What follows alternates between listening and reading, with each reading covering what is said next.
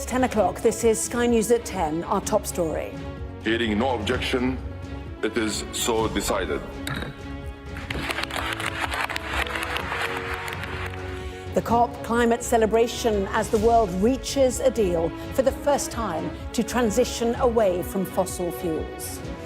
It should power up the phasing out of coal and gas for energy generation, but doesn't address many of their other uses. The challenge now to tackle them too. Also tonight, the police trying to find a missing mother of three, linking in for advice with the force which searched for Nicola Bulley. They have taken the light of my dad's love, the light of my dad's love for me, and presented it as darkness. The president's son breaking his silence and attacking his father's opponents on the verge of launching America's latest impeachment. The Palestinians sheltering from the elements and Israeli attack, as Israel's representative here in the UK tells us there's no prospect of them getting their own state. Why are you obsessed with a formula that never worked, that created these radical people in the other side? Why are you obsessed with that?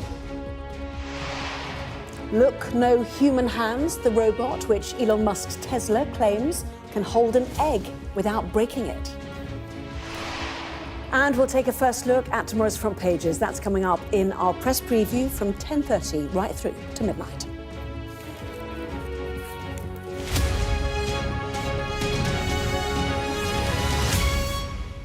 Hello there, good evening. It was quite a celebration over the adoption of two words, but the mention of fossil fuels in the context of a global agreement on tackling climate change was hailed as historic at the COP summit in Dubai today. Well, the reason, it is the first time that oil-producing states have allowed the elephant in the room when it comes to warming to be mentioned. The iconic pledge from the 2015 COP meeting in Paris was to pursue efforts to limit the temperature increase to 1.5 degrees Celsius above pre-industrial levels. In Glasgow in 2021, one fossil fuel rather than all was in the crosshairs, with the promise of accelerating efforts towards the phase down of unabated coal power. Now in Dubai, the pledges of transitioning away from fossil fuels in energy systems goes yet further. Well, as ever, though, there are caveats. Our science and technology editor, Tom Clark, reports from Dubai on whether the agreement goes far enough. Hearing no objection, it is so decided. Rejoicing and relief in Dubai for a deal many doubted could be done, especially by the CEO of an oil company in an oil-rich state. Finally, the world has an agreement containing the words that, remarkably, 30 years of climate talks had tried and failed to include: fossil fuels. It is an enhanced, balanced, but make no mistake, historic package to accelerate climate action. It is the UAE consensus. So there we have it, a historic agreement, but will it be remembered as the one that put an end to the fossil fuel era, or missed the opportunity to stop it fast enough? For though it calls out fossil fuels, the agreement contains enough caveats for countries to keep burning them for decades if they choose. For those whose future depends on keeping warming below 1.5 degrees, that's not good enough. For us, as small island states, we have to stand united and stand strong on the fact that it's a 1.5 to stay alive. And am I pessimistic? I feel like I don't have the privilege to be pessimistic. I have to hold on to hope, because if I don't have hope, then what am I doing here? More than 100 governments wanted a stronger carbon-cutting deal. Why didn't we get one? Well, there's these guys. Your Highness, Sky News, are you happy with the text as it stands? Your Highness? Out of sheer respect. I don't talk to the media. Saudi Arabia were tight-lipped on the way in, but pushed for wording like transition fuels, code for natural gas. There's even room for coal, something India pushed hard for, but didn't want to boast about. Could you speak to us now, perhaps? It's a good deal for India, sir. Yeah, we are happy. It's why this deal won't keep us below 1.5 degrees, but that's something few scientists believe any agreement could have achieved. And that angers young activists invited to speak. That the conflict of interest that presides over this COP and the fossil fuel lobbies in these halls, this text smells like oil and like gas. To declare the meeting adjourned. But with calls for things like tripling of renewable energy by 2030, the agreement could deliver a transformation few expected from a man accused of pushing a fossil fuel agenda. What would be your message to the doubters? To think again. This will inspire the optimists, and I know it will correct some misperceptions. This deal is only historic in the context of this UN process, but it's probably the best one we could have got. Tom Clark, Sky News, Dubai. Well, it may be the best deal achievable at this COP climate summit, given the conflicting priorities of key countries. Now those promises need to turn into reality. Our data and economics editor, Ed Conway, has been assessing how hard it might be to leave fossil fuels behind. Why is it such a big deal to say you are moving away from fossil fuels, even phasing them out? It's because, frankly, we are still living in a fossil fuel world, like it or not. And actually, there's certain things that are going to be really difficult to get away from fossil fuels for. When it comes to, for instance, aviation, a lot of people still think we're going to need aviation, going to need fuel and oil for aviation coming from fossil fuels. Fertilisers, do you know fertilisers actually come from natural gas? That's going to be very difficult to decarbonise. And same thing for cement manufacture. You know, it seems esoteric, but cement manufacture is responsible for about 6-7% of global emissions, and we don't really have a good way of doing it without carbon. Like I say, we are in a fossil fuel world right now. This is showing you where our energy comes from, more or less at the moment. 80%, those dark bits there, coal, oil, gas, 80% is fossil fuels. How would it look in 2050, according to, let's say an ambitious framework with where we get our energy from? Have a look at this. This is the IEA, the International Energy Agency's forecast or indeed pathway for where we may be in 2050 if everything goes pretty well. And you can see the green bit is very big there. Lots of renewables, lots of wind, lots of solar and so on. But you still have that dark bit. You still got fossil fuels down there accounting for over 20%, 22% of all of our energy in 2050 coming from fossil fuels. Worth just asking, where is it actually being used? So let's take that box and we'll move it over here and break it down. And you can see, actually, look at the green bit there. That's taking fossil fuels, largely oil, and turning it into things like plastics. That's not so bad because there's no carbon emissions there, or not many carbon emissions, but there's still transport, still power, still industry, still energy production, accounting for an awful lot of fossil fuel use. In 2050, I should say, not now, in 2050, according to pretty much a best-case scenario. Move that across here.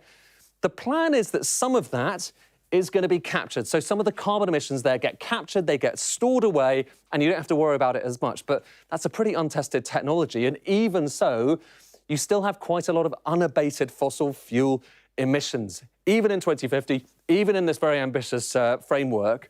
And it's worth just testing where we are right now versus that framework. So this is showing you carbon emissions. So carbon emissions going back to about 1910, up and up and up and up, as you can see. If you want to keep global warming within 1.5 degrees, you potentially need to get the carbon budget all the way down there, an incredibly sharp fall.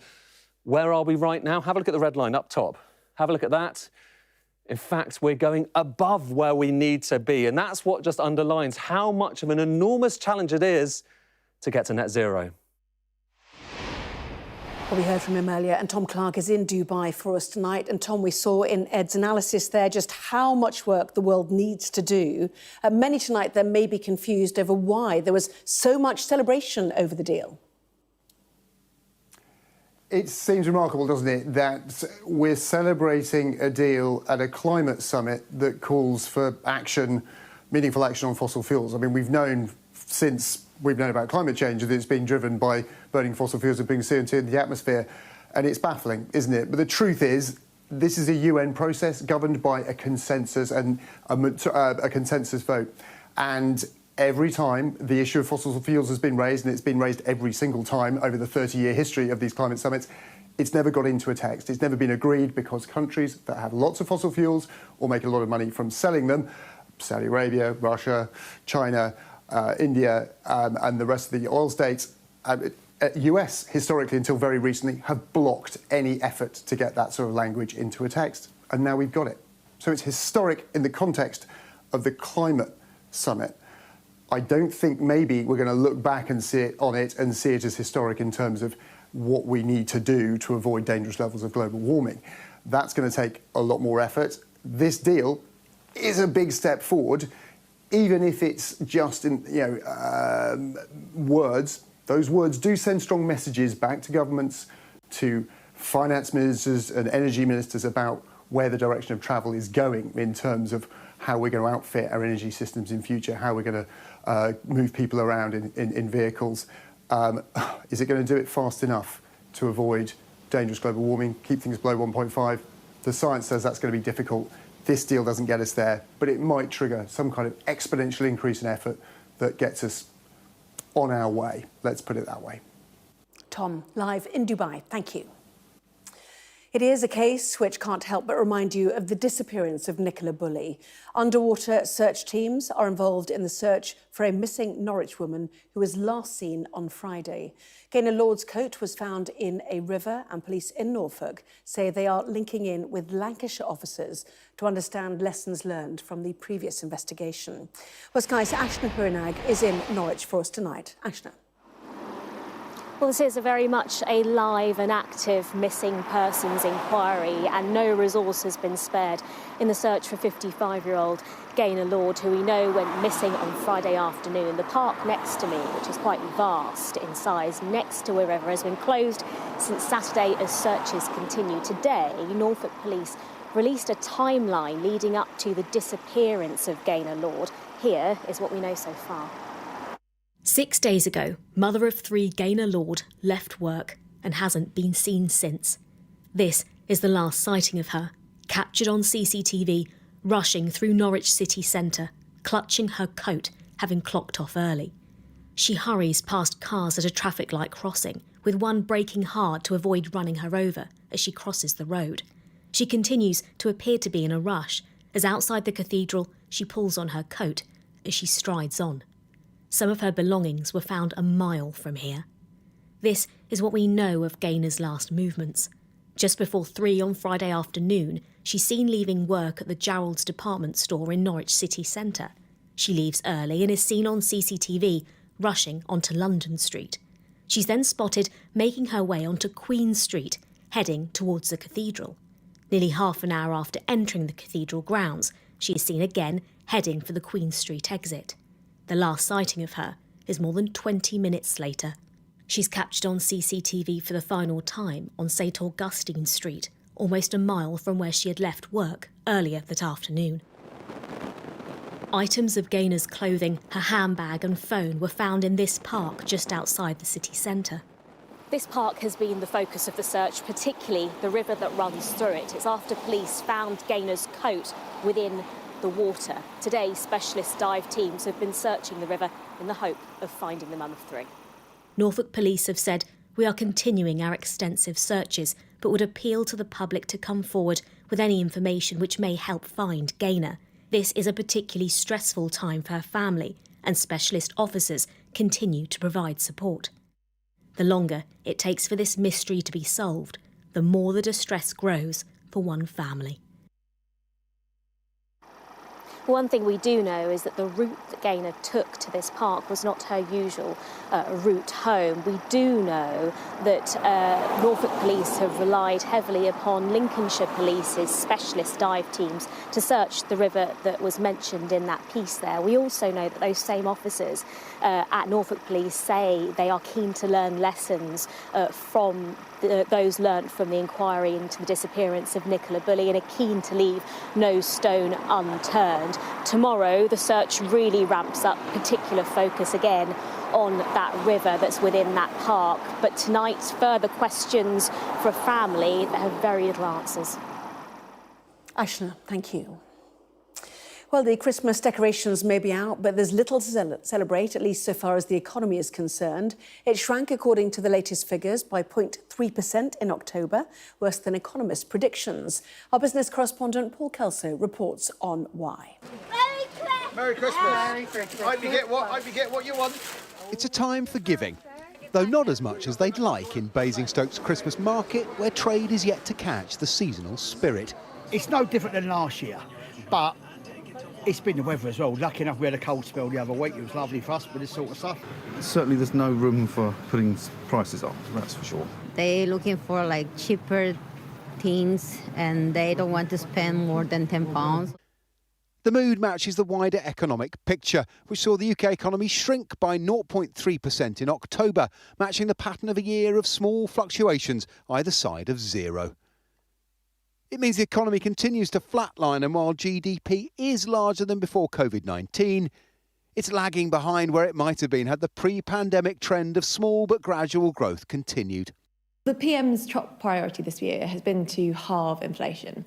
And as a result of that, we've had to take some difficult decisions, and the Bank of England has had to drive down inflation by tight monetary policy, so that's high interest rates. That inevitably has an impact on growth. The government has also promised to grow the economy, but that's now in doubt and not entirely in its gift. It's not a very festive thought, but this flat outlook is exactly what's supposed to be happening. The Bank of England increased interest rates to bear down on inflation, and that's helped squeeze what life there was out of the economy. And don't expect any gifts when the bank makes its latest decision this week. Rates are expected to remain high long into the new year. Everything is done in-house. At Pink Fudge, they deliver cheer all year round. Competitive cheerleading outfits, to be precise. The speciality of the sort of small manufacturer that's been forcing a smile and hanging by a thread in recent years. My attitude is incredibly positive, but then I am incredibly fortunate to work with an incredibly talented and loyal team. My forecast is for growth. It's tough because I feel as a business owner that we're going against the tide. If the economy is to accelerate, consumers will need to rediscover their confidence. Everything's going up, isn't it? Everything's expensive. Cost of living's expensive. Wages not rising, though. Cutting back on what we buy food-wise. Because of the cost of living? Because of the cost of living, yeah. I can barely afford to run my electric, let alone anything else. Until the economic picture is clearer, businesses and their customers may be cautious. Paul Kelso, Sky News in Basingstoke. President Biden's son Hunter is often talked about but rarely heard from in America's political culture wars. Today, he made a rare public comment attacking those investigating his family for taking the light of his father's love and presenting it as darkness. Tonight, America's House of Representatives is expected to vote to formalise an impeachment inquiry into Joe Biden. Our US correspondent James Matthews reports now from Washington. Heads up, folks. He is the president's son going public to deny what his father's opponents accuse. How did you get into so much trouble?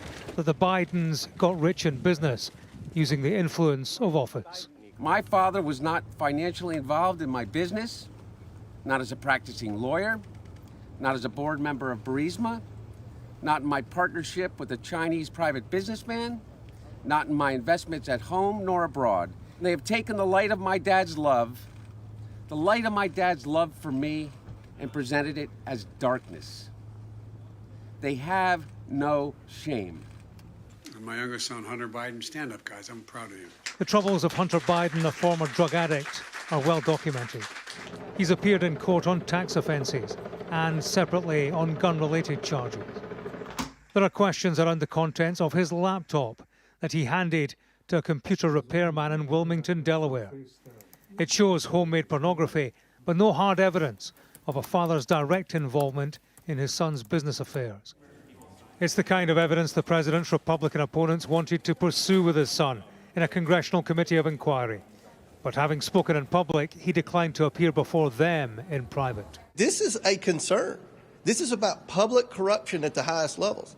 And, the president's son does not get to set the rules. And this is a story as old as the hills. In Washington, it wasn't the only Biden business of the day. The House of Representatives will soon vote to formalise an impeachment inquiry into the president.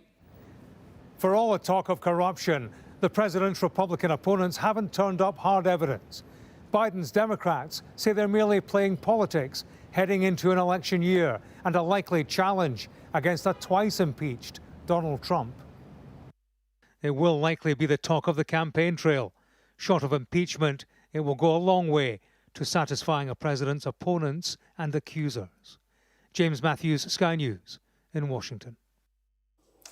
Israel's ambassador to the UK has today rejected any notion of a two-state solution to bring peace to the Middle East. Sipi Hotoveli also warned that it could take many more weeks, possibly months of war, to wipe out Hamas before there's any hope of a resolution.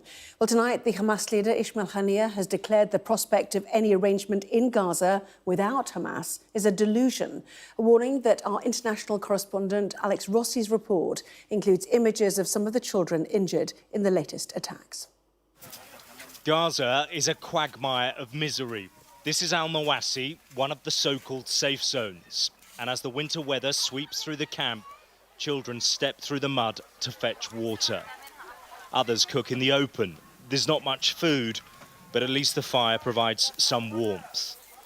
The United Nations says the humanitarian catastrophe unfolding here is off the scale, and it's only getting worse. Abir Abu Abadi fears she and her children will not survive. I can't see a future for Gaza. It's semi-burnt.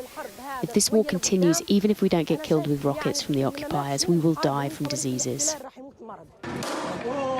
The fighting is raging across much of the Strip. These pictures, released by the Israeli military, show close-quarter gun battles across communities that are now simply wastelands.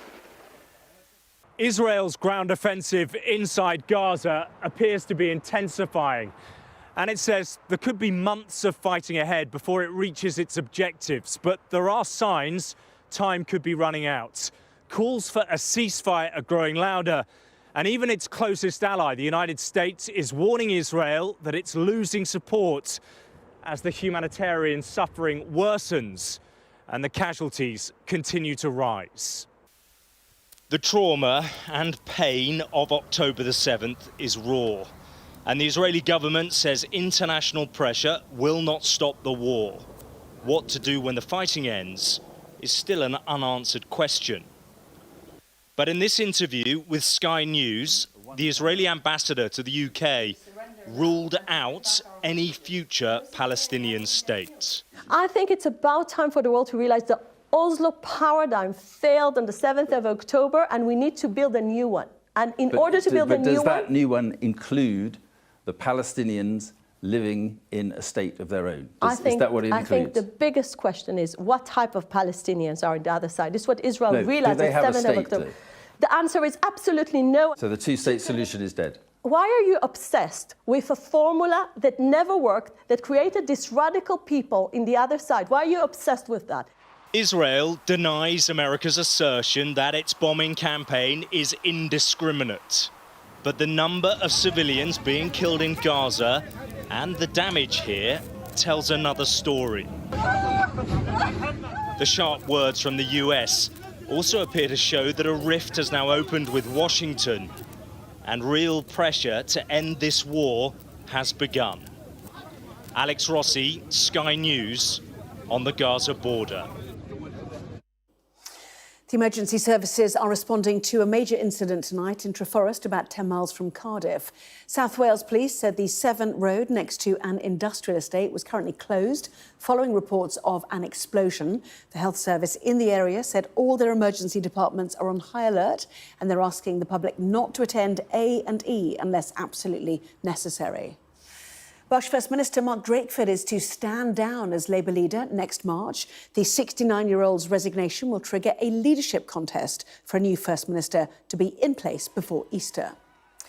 The former boss of BP has been denied a £32.4 million payout after the oil firm found he committed serious misconduct. Bernard Looney resigned in September after failing to be fully transparent about past relationships with colleagues. President Putin is in perhaps his most powerful position since the early days of the war in Ukraine. And tomorrow he will speak to his country and those abroad in his annual news conference and phone-in with ordinary Russians. One group unlikely to get through are the growing number of wives and mothers of mobilised servicemen who are demanding their loved ones return home. Our Moscow correspondent Diana Magnay spoke to one of them. Little Aurora hardly knows her dad. He was mobilised and sent to Ukraine in October last year. Her mum, Paulina, wants him back home. I talked to my husband and he said, don't ask for benefits, don't ask for money, ask for us to come back home. Most of the money from his army salary, which is around £1,600 a month, they spend on rent and on the baby. The rest goes on supplies to the front. Either we provide for them ourselves, give them food and water, or they will die, more likely not from enemy bullets, but from hunger and cold. And there are plenty more like her, wives of the mobilised who've tried to raise their voices across the country and get their menfolk home. We are against legal slavery. Both mobilised and contract soldiers must have the right to be released from military service upon expiration of the contract or from 1 year after the end of conscription. Their pleas have been met with a robust backlash. The social media channel they used labelled fake. An arrival circle of patriotic wives wheeled out to tell them how misguided they are, the victims of a Western smear campaign. In these days when the country is fighting NATO and there is a question of Russia's existence or ceasing to exist, our enemies are trying to weaponise you in the fight against the homeland. A little over a year on from the partial mobilisation of 300,000 men, the Kremlin is doing its best to suppress lingering disquiet through an info war between their wives and mothers back home. Mobilisation politically was very damaging, so if it does happen again, it certainly won't before presidential elections in March. Militarily, though, it has made a huge difference, allowing for a constant resupply of manpower to attritioned front lines. And the salaries paid are huge, 3 or 4 times the average, which really makes a difference, especially in poorer regions. You could say that the Kremlin is buying people's acquiescence. But some women won't be bought. And with elections just around the corner, the questions they're asking are not ones the Kremlin likes to answer. But for Putin to win on the battlefield, he may need more husbands and sons, and the people may be unwilling to provide. Diana Magnay, Sky News, Moscow. Now, it is certainly a vision of the future. Whether it excites or terrifies you is another matter. It is a robot which makers Tesla says can handle an egg without breaking it using human-like moving fingers. Elon Musk's firm, though, was brought back to the president today with a bump, its shares falling after it had to recall more than 2 million of its cars in America to fix an autopilot control issue. Well, that was Sky News at 10. Coming up, we'll take a first look at tomorrow's newspapers in the press preview tonight, joined by the Daily Mirror's associate editor, Kevin Maguire, and the Daily Mail columnist, Amanda Patel. Welcome to both of you. And certainly among the stories we will be discussing this on the front of the Daily Telegraph, which says Britain is to build the next generation of fighter jets. That and plenty more when we come back.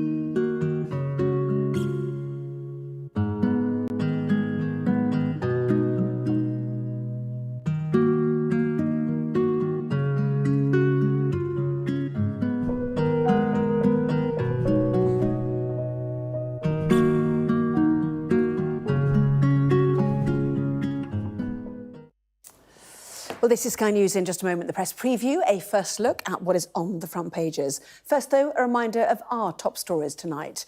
The governments have agreed for the first time ever to transition away from fossil fuels to avert the worst effects of climate change in an historic agreement at the COP28 climate summit.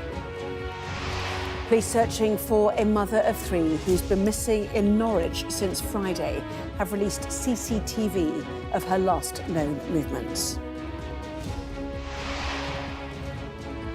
And emergency services are responding to a major incident in Treforest outside Cardiff after what's been described as a significant fire on an industrial estate.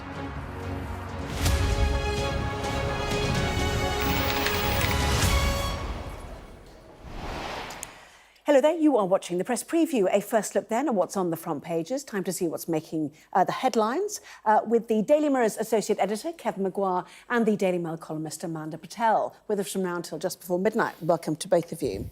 So to the front pages then, quite a mixed bag, I think we'll agree tonight. The Financial Times leads, first of all, with the agreement at the COP28 climate conference to transition away from fossil fuels, a position which was made firmer after much criticism of the first draft. Same lead story for The Guardian, which calls it a landmark deal. The Telegraph reports that Britain is to build the next generation of fighter jets in a joint deal with Italy and Japan. The Eye carries news that Rishi Sunak may cut taxes again next year, but he's been warned by economists that it could mean interest rates remain high. The Daily Mirror talks to the mother of murdered toddler James Bulger, who welcomes news that one of her son's killers, John Venables, has been refused an application for parole. After the incoming chair of the BBC criticised Gary Lineker's social media posts about politicians, the Metro asks, has Lineker met his match? Meanwhile, in the Daily Mail, Conservative Rachel McLean speaks out after she was reported to police over remarks she made on trans issues, saying the trans bullies won't silence me.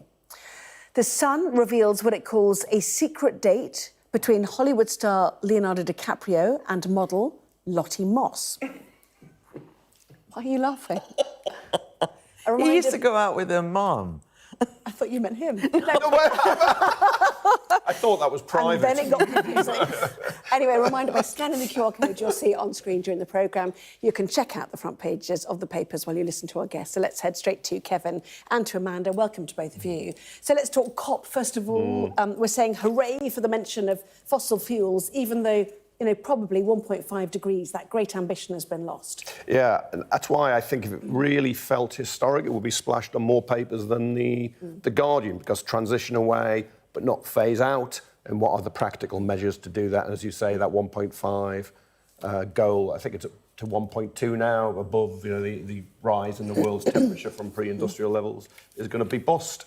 So it doesn't really feel that historic, because you can sign a communique saying you're going to transition away, but what are you actually going to do? And of course, was there ever going to be a big breakthrough in an oil and gas producing area? It is. There was a fantastic dissection of all this, what this is going to look like in a few times on Sky, and but here, what you come away with is people saying, yeah, let's just use a bit less. You know, we're all going to agree. And what is the actual wording, Kevin? It basically says that, you know, we're going to, calling all nations for the first time to transition from fossil fuels to avert the worst effects of climate change.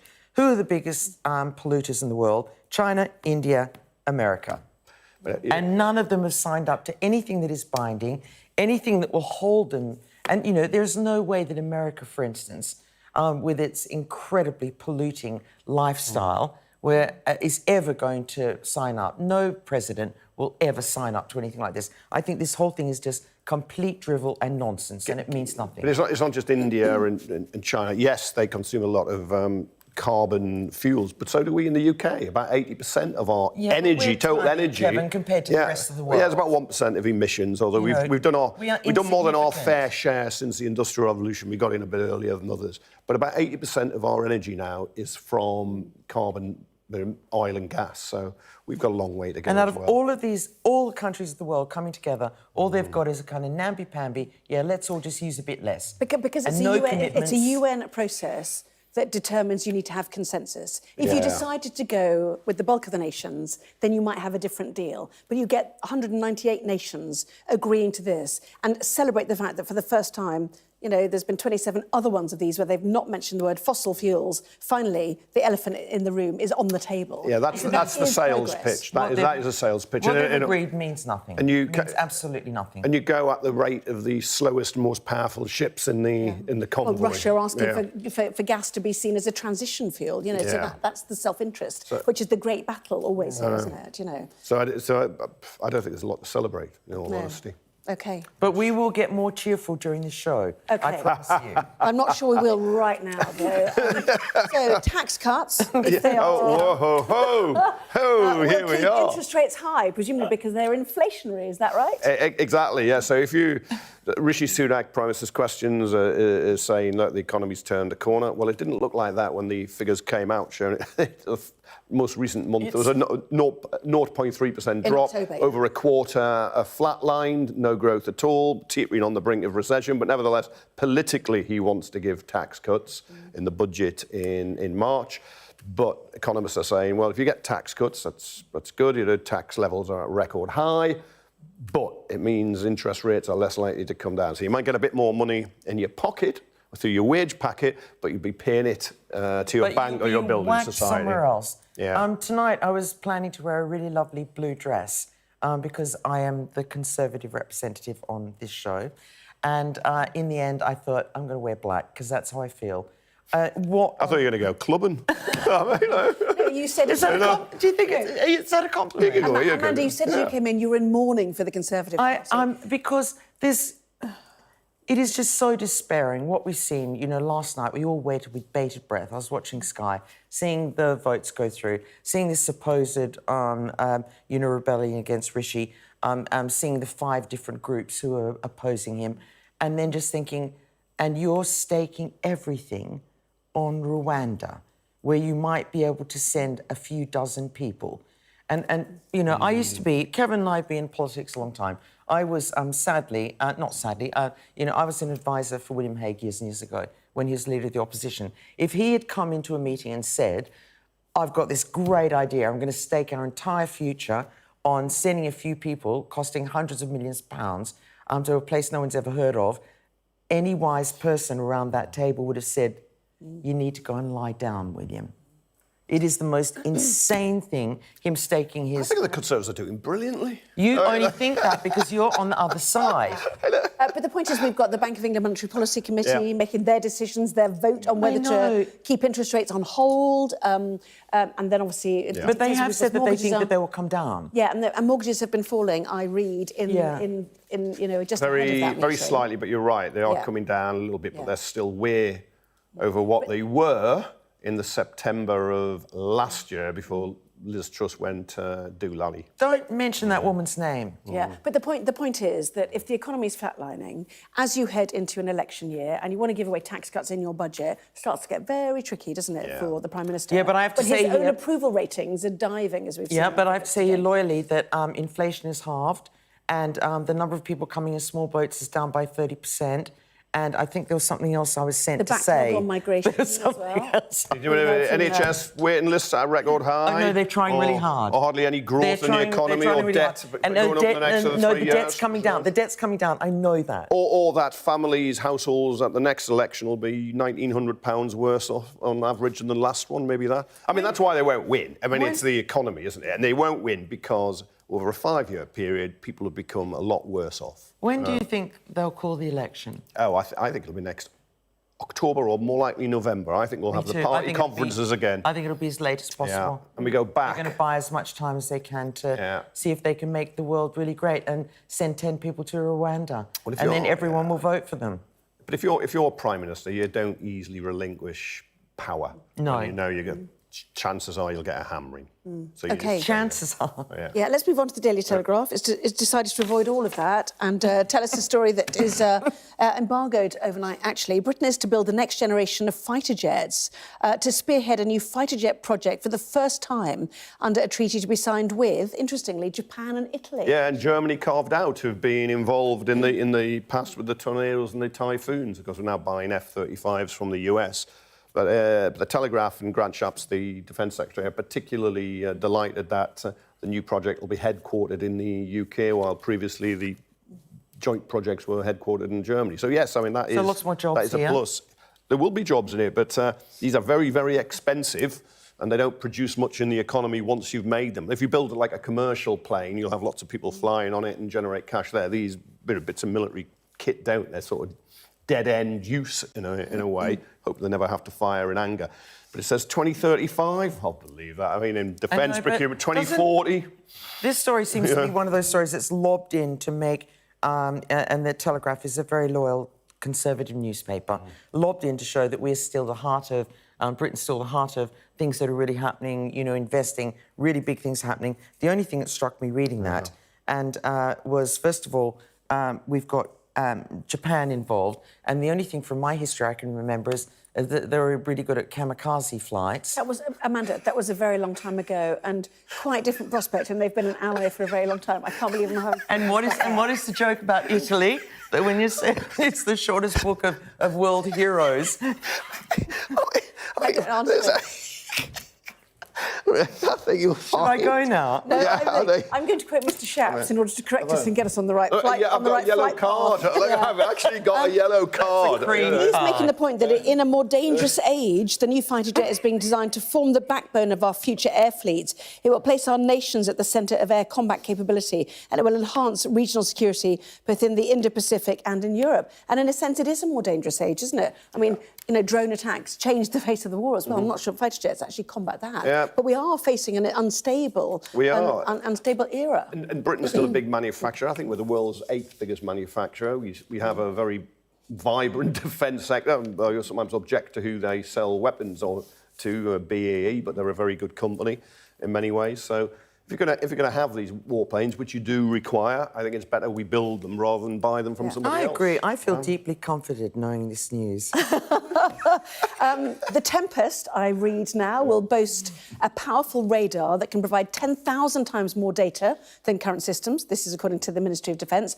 Pilots will be able to use virtual reality in the aircraft's digital cockpit with vital information displayed directly in front of them. So it uses artificial intelligence and machine learning to maximise the effect that its arsenal can deliver. It's a dangerous tool by the sound of it. It is, but you want it to be cutting edge, and you want the pilots to have the best protection possible when they're flying them. Let's go to the Financial Times. Their lead story is about COP28 and the historic deal. But also just beneath that is this story.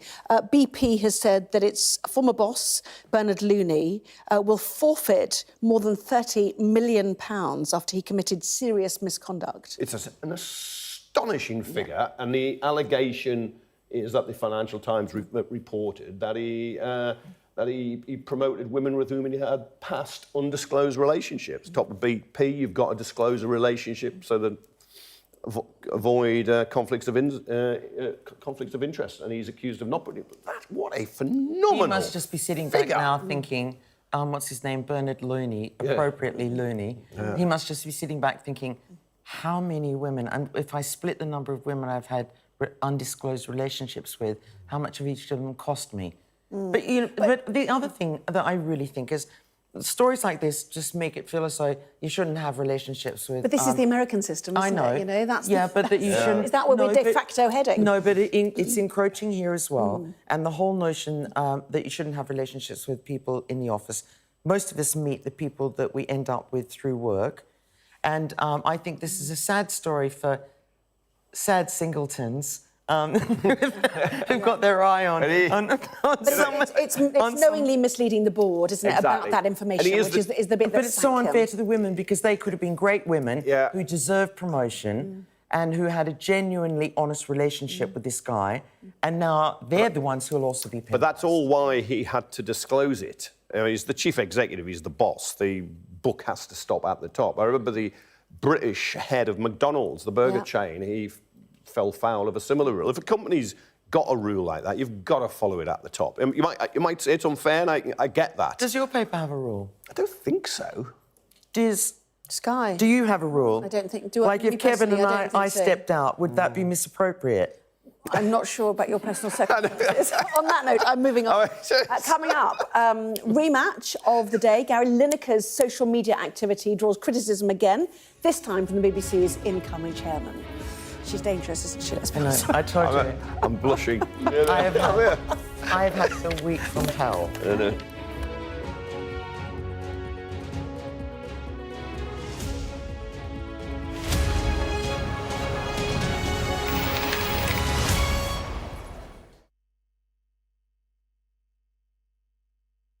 We found her name on his list, and Vera is here with us tonight. Hello, Vera. Hello. Now, I should tell you that you are, in fact, sitting next to Mr. Nicholas Winton. Hello. Hello.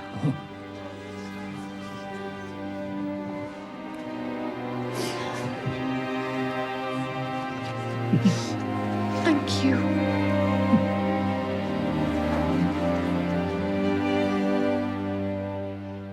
Well, that's when my grandfather was meeting a lot of those children that he had rescued for the very first time, and somewhat ambushed by it, we should say as well, was not expecting it. He was in the audience, in an auditorium, and they all stood around him. About a young Exactly. man. They said, anyone whose life has been saved by Nicholas Winton, well, Nicky, please stand up. So my grandfather was living in London as a stockbroker, but in 1938 he travelled out to Prague, saw a huge amount of refugees that had escaped from the Sudetenland after Germany had invaded, saw them living in awful conditions. He decided something had to be done. People were already working to bring politically active people to safety who were in threat of the Nazis. And he said, I must do something for the children, and organised, or began to organise with others, a large number of trains that brought children out to the UK. I remember the Germans occupying Prague in March 1939. We had to tear a picture of the Czech president out of our school books and stick in a picture of Hitler. My mum was refused permission to leave at that point, but she got me on a Kindertransport train, and I can see her standing there on the platform at Prague station, German soldiers with swastikas in the background, and off the train went. I was 6 years old, I was one of the youngest, and it took 24 hours to get to the Dutch border. The older ones cheered because we were out of reach of the Nazis. I was looking for windmills and wooden shoes, couldn't see any. And then we got to Hook of Holland, Harwich, and then to London. Did you see your mum again? Yes, she actually managed to, having been refused permission to leave and thrown down the stairs at this Gestapo office, she managed to get out at the last minute. So I did, yes. I'm Martin Brunt, and I'm Sky's crime correspondent.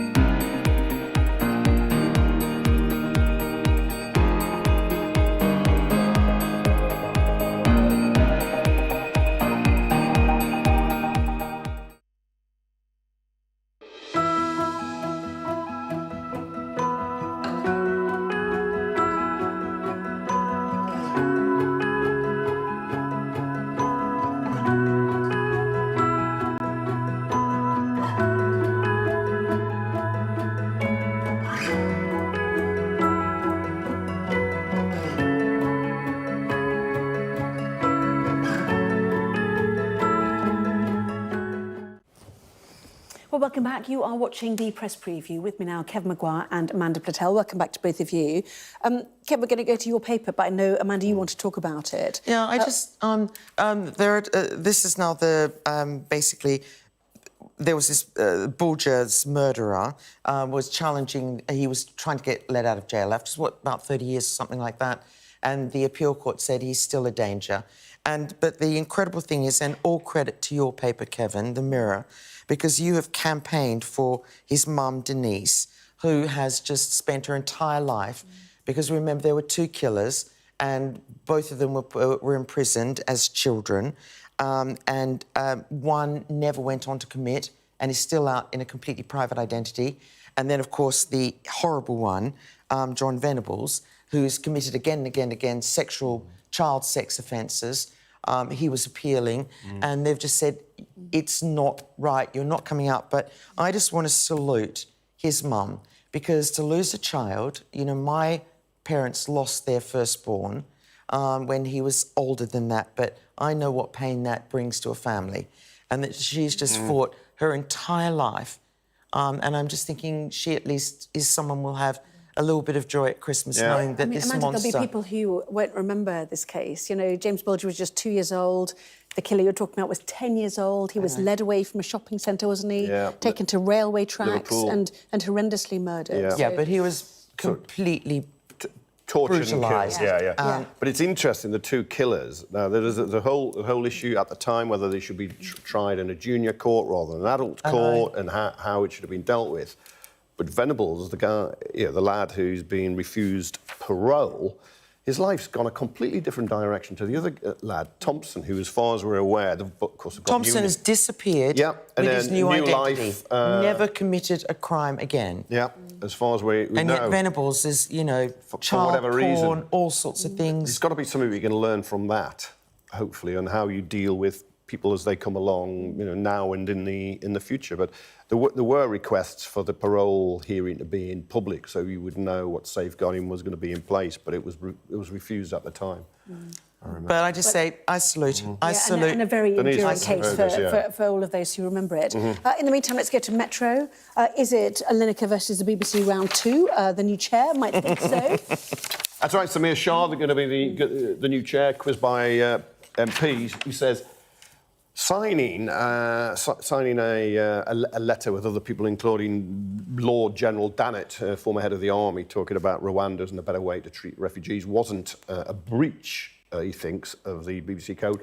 But perhaps later, tweet exchanges with MPs were. I think he was attacked by Grant Shapps and Jonathan Gullis, a very right-wing Conservative. There were and he replied. There were 3 Tory MPs but he replied to them after they had a go at him. Is that a defence, though? Because he was provocative back, wasn't he? No, because part of the new code says that you cannot make any personal attacks against politicians or any individuals, and he's breached that. And this new guy come in, he's the Director General Designate, whatever he is. Chair. Has just said, well, we've got to look into this. I just don't know why Gary Lineker keeps doing it. You know, he works for the BBC. There's a code there. We pay for his salary. I can see why some people get worked up, though, Amanda. Look, if he was news or current affairs, it'd be very different. But he's doing football. He's not saying that winger's gone down the right wing and fallen over, you know, quicker than Suella Braverman. He's not doing that. It is actually worse. Sorry, don't hit you. Sorry. It's been a long week, Anna. Oh, God. I'll roll around like a Premier League footballer. He has even more of a voice, because we know that the most important thing to millions of people in this country is football. And as a Spurs fan, I can say that's... I can understand he's got a huge platform, and I think that he is... They have a case against him. OK. We can't do the final story, which was The Sun. Sorry, I didn't mean to hit you. DiCaprio in a secret date with Lottie Moss. We'll talk about it next time. Should be hearing from me lawyer. Kevin and Amanda, thank you both. In your dreams. See you for the 11. Here's the weather. Warm memories wherever you go. The weather, sponsored by Qatar Airways.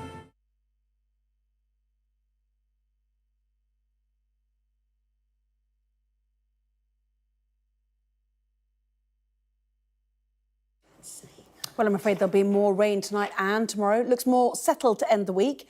A chilly start tomorrow then. Outbreaks of rain and drizzle across much of England and Wales. East Anglia and the southeast look mainly dry. Scotland, Ireland, Northern Ireland, quite sunny. The odd coastal shower. Cloud and light and patchy rain or drizzle will clear into the southeast tomorrow morning, bringing fog to the hills. Most other places will then be dry with good sunny spells. The weather, sponsored by Qatar Airways.